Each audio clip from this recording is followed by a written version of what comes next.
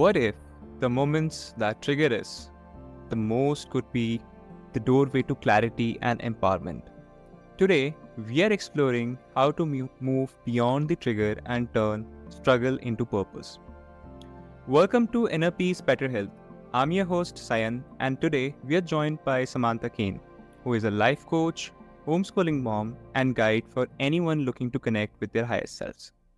Samantha's journey is rich with diverse experiences and personal challenges, and she helps people move beyond their triggers using aligned rituals and practices to transform struggle into clarity, empowerment, and purpose. So, welcome to the show, Samantha. It's an absolute honor to have you here with us. Hi, Sayon. Thank you so much. I'm very happy to be speaking with you today. Right. We are equally excited to be discussing on the topic, which is about, escaping the trigger and going beyond the trigger. So, Samantha, in a world filled with constant stimuli and unexpected challenges, triggers often disrupt our peace and well-being. And I find your concept of beyond the trigger very intriguing. Like, how do you help someone move from reactive patterns to conscious response? Sure. So, first of all, for any listeners, I'll just describe quickly what a trigger is because I just want to start at the baseline Right. where basically a trigger could be anything from like a word, a tone, or a situation. It could be something where you're scrolling through because you're bringing up stimuli, and that's exactly it could be a beautiful thing, and it can also be a problem.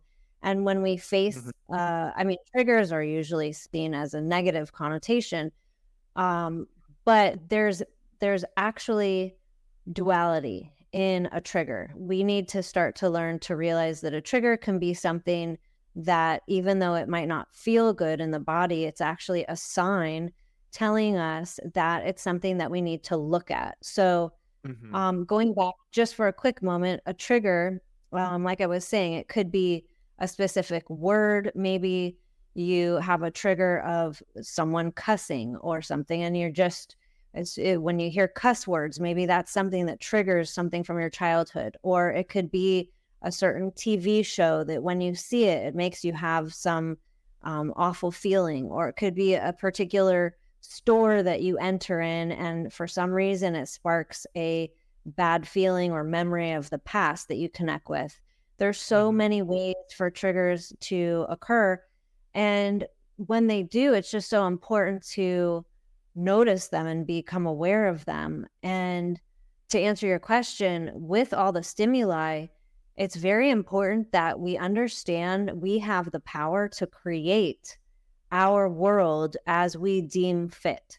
So as soon Absolutely. as you, yes, and as soon as you start to see the triggers forming and shaping around you, and you start to notice them pop up, it's so important to um, take a pause and say, okay, let's, for example, say one of your friends posts something all the time. Maybe she posts recordings of herself talking, and you're saying, oh, Mhm. that's so triggering for me.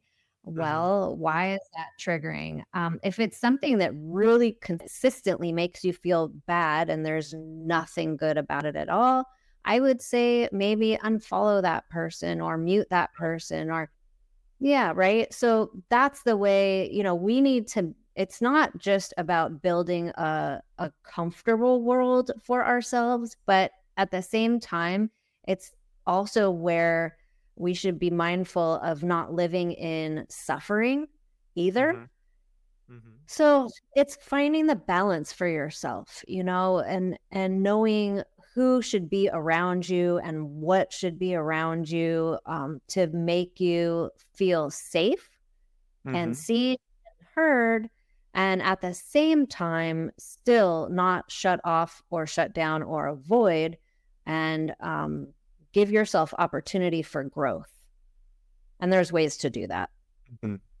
Right. That's very insightful actually, because what you said essentially is transformation often begins the moment we pause and choose awareness over reaction. But most importantly, I really like the way you frame this, that okay, first we got to identify the triggers and what works for us and what doesn't, and make choices accordingly, like you said, right? Maybe unfollow that person who is annoying you. Yeah, I mean, 100%, I agree with that. And Samantha, talking about you have navigated so many different roles and industries. How do these varied experiences shape the way you coach and guide others? So the varied experiences, they've shaped me in vast ways. Really, they've helped me grow. They've been stepping stones for me to see, what the next step in my growth is, and to find myself more. Because at the beginning, like for employment, let's say all the jobs that I've been through, when you're first starting out in the big wide world and you have your very first job or two or three, you don't really know who you are. Right. No one really knows who they are just yet. And so it's been a real um it's been very insightful for me to see that there's so much more. Every time I've made a move, whether it's been a lateral move, or whether I've shifted into something almost completely out of bounds for me, or seemed, um, really extra challenging, because I've done all the things. I've done both, many times over, but I always try to come back home to myself, whoever that is, whoever that me is. And we evolve over and over and over, time and time again.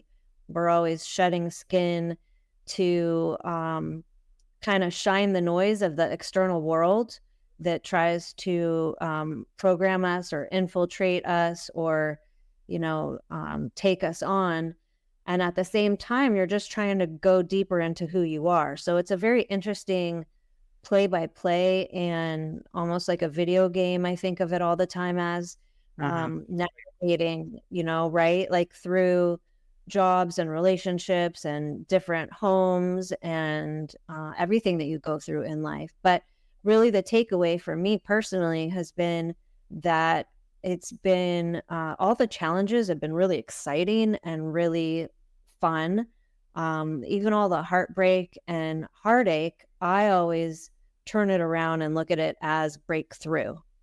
Mm-hmm. And Right. that that's been really key for me to be able to move forward in a positive way, with my self evolution, rather than kind of living in like a victim mindset, which I really don't ever want to be in. So it's Mm-hmm. like, how do you turn around, how do you move through struggle, how do you grow through things that aren't fit for you and closer to things that are. And that's why I really love to think of it in the way of design. You create your own world, and I'm very big on that. And I think in this way. This is my personal mindset and perspective every day. Wow, I love the way that you frame that. That you create the world that you essentially want to be in, right? I mean, that's so important. And that naturally leads me to ask about the small daily practices you teach. Like, how can someone start incorporating intentional rituals that shift energy and mindset even amidst a busy life? Like, there's this buzzword, which is actually not that big of a buzzword, so to say. Like, we talk about high frequency living, right? So, Mhm. Samantha, what is about, and how can one incorporate this thing in their daily living? Okay, I love that you asked that question. So thank you. To answer your first question, what are some things people can do? Um, so firstly, in order to create your world, you need and live with some really helpful, realistic, practical daily tools. you need to start to understand what doesn't fit. And you really need Right. to look at your life honestly. And once you see, okay, this friend doesn't align with me anymore. This is a friendship of nostalgia. Maybe we've been friends for 30 years and maybe we've outgrown each other. Maybe I've outgrown this job. Maybe I've outgrown this home. You need to decide for you what is right, not for on anyone else's terms. True. And and not conform to society or culture or anything around you. You need to really start to get real with who you are and what you need.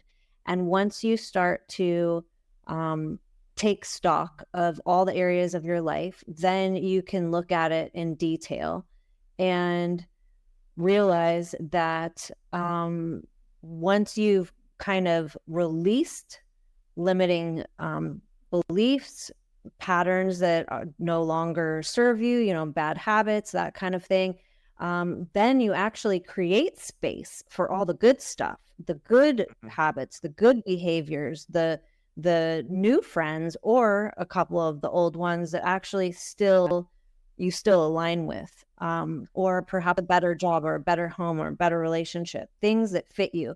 Because as we change, the world around us should be matching. And which Right. leads me to answering your next question, which is probably one of my favorite questions I've ever been asked on a podcast. So thank you. When we talk about high frequency, it's the way I see it is it's literally like a switch, like flipping on a power switch or a light switch in your home. It's literally, you can just do this as an on off. In fact, and I extra love this question because I did this before this podcast today. I do this all the time. This is one of my big tools that I use is when I'm about to go into a discussion with someone, especially on a podcast that's going to be recorded. I want to be in a higher frequency. I want to be with my higher self.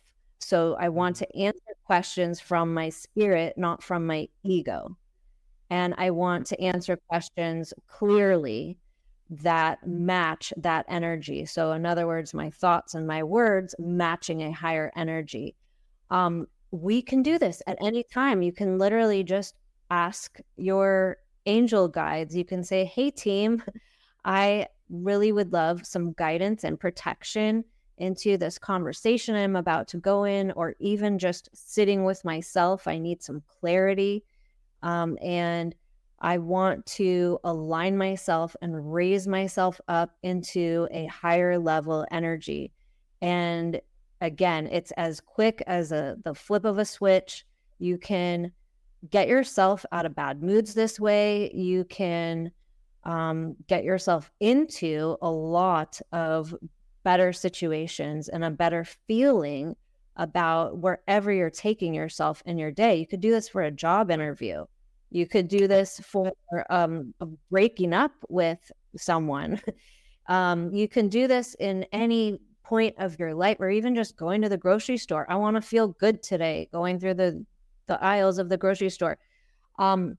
Whatever it is, we can reach this place. It's never something to attain. It's always something that's in us.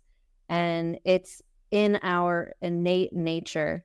It's something that we are gifted and that we can align with at any time that we wish. So it's not like, some magic trick. This is a real thing.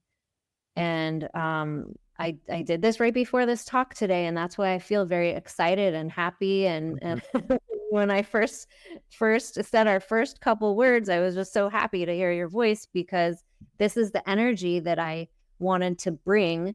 And I'm so happy that you're in the same energy with me. What a beautiful thing. Wow. I mean, so what you're saying essentially is, you have this thing within you and you can just tap, in and out of whenever you want it to be. I mean, that's actually a very powerful message, that you shared with us. Small intentional acts can ripple into profound changes over time. I love that reminder. Like, It's not about huge leaps. It's about being conscious about yourself, about your needs. That's a very powerful insight, Samantha, that you shared. And yeah, I mean, before we wrap this up, I just want to ask you this: for the listeners that are listening to this right now, and they want to connect deeper with their higher selves, what's one starting point that you would recommend them today? Sure. So, like even going beyond the triggers as we initially discussed at the beginning of this conversation, I mean, it's just pausing and regulating your body. It's like this space where you're curious, you're not critical, you just kind of take a moment, you take a beat, because what happens in moments of trigger, or even not even necessarily a trigger, but sadness or hurt or pain, we hold our breath. We hold all this tension in our body and we go into survival mode. We go into shock. Our body either freezes or runs away. And if we are in a moment of freeze or avoidance, then we're not allowing our body to be relaxed enough to actually express what we need to, whatever that is. If it's you're in the middle of a conversation, or let's say you are triggered and you can't find the words that you need, or the action step that you need to do, whatever it is, it's like you're at a loss. So I would say just to pause and ground yourself. So whether that's, if you're outside, take your shoes off and feel the earth under your feet, or get outside into some fresh air. Or if you can't be outside, wherever you are, just release the muscles in your body. Take a pause and just sit in with some breath, and then ask yourself, why am I feeling this way? What is this trying to show me? What do I need to know about this moment so that the next time this comes up, I can deal with this better? And I know what to do next. Because we don't have to live in these cycles, in these repeated loops. We can just simply, we can move past these things. A lot of people they keep going over and over and over again, and we don't need to do that. We can actually move through and get past moments, because unfortunately there's many triggers and many down moments. So if you're not getting through one of them, then there's just too many swirling around in your life. And so why not try to move through them one by one, slowly, in a way that you start to gain access to yourself and tap into that higher frequency. Allow that to breathe into these moments you don't feel good, so that eventually these triggers fade, and you've actually transformed them and transmuted them into something wonderful instead. Wow. That's such a refreshing perspective, and it's very inspiring, actually, because spiritual alignment isn't a one-time event. It's a daily practice of awareness and choice for me. Thank you so much for that, Samantha. And for all the listeners who want to connect with you, what's the best way to reach out? And don't worry, everyone, I'll include the links in the show notes so you can check them out anytime. Thank you so much. So I have a website. It's rootswingswellness.com, and I have a free guide on there, The Art of Nonconformity, 5 Powerful Tips to Break Free and Live Authentically. It's a immediate download. So I have my website, and if social media, I'm usually on Instagram. So it's at rootswingswellness. Okay, thank you so much, Samantha. Yeah, so listeners, you can check out our website at any time you want. It will be in the show notes, like I said. And with that comes an end to today's episode, where we talked about going beyond the trigger, choosing, the choices consciously, and creating the right world around you. Samantha reminds us that moving beyond the trigger can transform struggle into clarity and purpose. Take intentional steps every day, connect with your higher self, and let your actions ripple positivity. I am Sayan, and this is Inner Peace Better Health. Keep choosing awareness and let each moment guide you towards your highest self.